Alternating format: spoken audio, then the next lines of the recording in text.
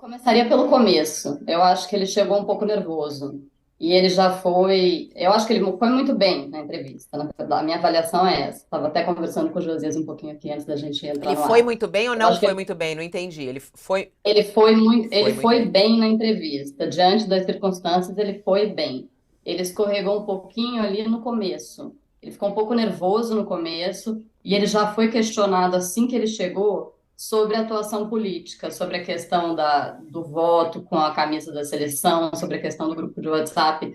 Ele já foi questionado no início sobre isso. Então, ele ficou um pouco na defensiva em relação a esses assuntos e não foi tão bem, mas quando ele entra na questão técnica, nas explicações técnicas, ele vai muito bem. Ele tem esse perfil técnico forte e um perfil político, um traquejo político não tão forte. Mas isso está em linha com a própria atuação dele. Ele é presidente do Banco Central e ele foi a essa entrevista para defender a autonomia do Banco Central.